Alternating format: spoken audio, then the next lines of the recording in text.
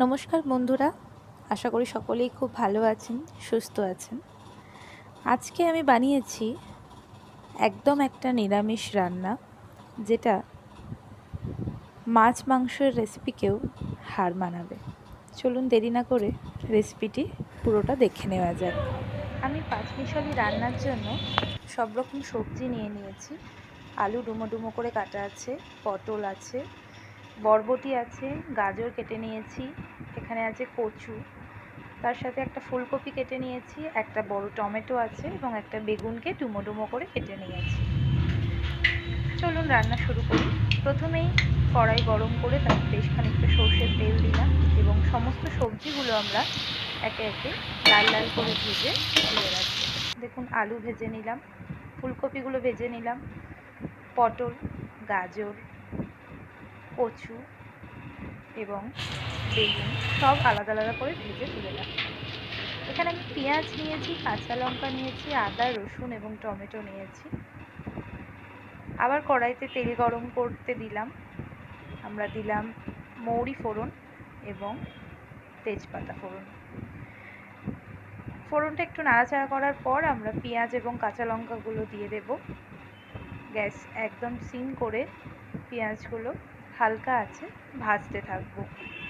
ততক্ষণ আমরা একটা মশলার পেস্ট রেডি করব। এর জন্য আমরা টমেটো কুচিয়ে নিয়েছি এবং আদা রসুন খুব কম পরিমাণে নিলাম, তার সাথে নিলাম পোস্ত 25 গ্রাম এবং সর্ষে 10 গ্রাম, তার সাথে একটা ছোট দারচিনি, দুটো এলাচ, দুটো লবঙ্গ নিয়ে নিলাম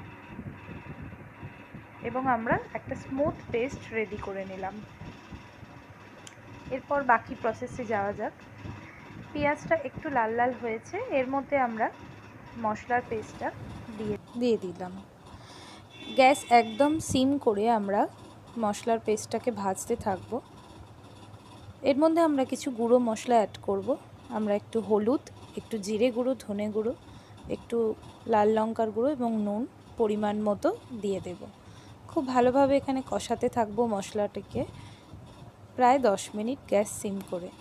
অনেকেই আদা রসুনের সাথে পোস্ত সর্ষে ইউজ করেন না, বাট এটা পুরোপুরি আমি নিজের মন থেকে করেছি। আপনারাও এইভাবে একবার ট্রাই করে দেখবেন, আশা করি ভালো লাগবে। আমরা এখানে কিছুটা চিনি দিলাম এবং চিনি দিয়ে আরও 2 মিনিট কষিয়ে নেব, যাতে মশলার কালারটা একটু লাল চলে আসে, এবং মশলা ধোয়া জল বেশ খানিকটা দিয়ে দিলাম। তারপর আমরা ভেজে রাখা সবজিগুলো সব দিয়ে দেব এবং সবজিগুলো যেহেতু সেদ্ধ করা নেই, শুধু লাল করে ভেজে রাখা আছে, এবার এই মশলার সাথে ভালো করে কষিয়ে নিতে হবে 5-10 মিনিট। ঢাকা দিয়ে দিয়ে আমরা রান্নাটি করব। যতক্ষণ না সবজি ভালোভাবে সেদ্ধ হচ্ছে ততক্ষণ আমাদের নাড়াচাড়া করতে হবে এবং সবজিগুলো সেদ্ধ করে নিতে হবে। এরপর আমরা রান্নায় একটা স্পেশাল ইনগ্রিডিয়েন্ট ব্যবহার করব, যেটা হচ্ছে ছানা ভাজা। এটি খুব সহজেই মিষ্টির দোকানে কিনতে পাওয়া যায়, এটা শুধুই খেয়ে নেওয়া যায়, দারুণ টেস্টি খেতে। চলুন এবার আমরা এই রান্নার মধ্যে ছানা ভাজাগুলো মিশিয়ে দেব। যখন দেখবেন একদম রান্না কমপ্লিট হয়ে এসছে, সমস্ত সবজি সেদ্ধ হয়ে গেছে এবং পুরো রান্নাটা একটা মাখা মাখা ব্যাপার এসে গেছে, তখন আমরা এই ছানা ভাজাটা দেব। এগুলো খুবই ডেলিকেট, খুব সাবধানে নাড়াচাড়া করতে হবে এবং এটা দেওয়ার পর খুব বেশি নাড়াচাড়া করা যাবে না, কারণ এগুলো ভেঙে যাওয়ার সম্ভাবনা থাকে। এগুলো ভাজা অবস্থাতেই পাওয়া যায়, এগুলো বাড়িতে এনে জাস্ট ডিরেক্ট রান্নায় দিয়ে দিলেই হয়।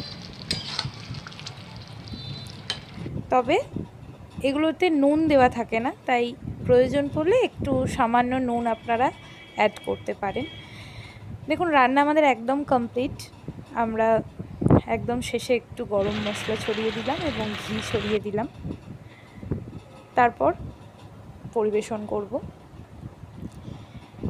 গরম ভাতের সাথে একটু মুগের ডাল এবং এই পাঁচমিশালি তরকারি পরিবেশন করুন। আশা করি মাছ মাংসকে কেউ মিস করবে না এই খাবারটা খাওয়ার পর।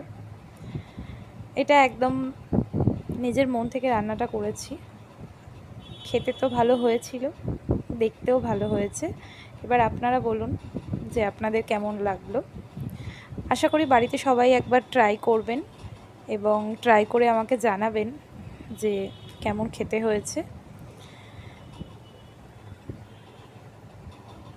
আপনারা চাইলে সর্ষেটা অ্যাভয়েড করতে পারেন, সর্ষের জন্য সামান্য একটু কষা ভাব আসে। আর চাইলে আপনারা এর সাথে একটু টক দই ইউজ করতে পারেন রান্নায়, তবে আমি ইউজ করিনি, এটা এমনিই খেতে খুব ভালো। ভিডিওটি আপনাদের ভালো লেগে থাকলে একটা লাইক করতে ভুলবেন না। আমার চ্যানেলে আসার জন্য অসংখ্য ধন্যবাদ।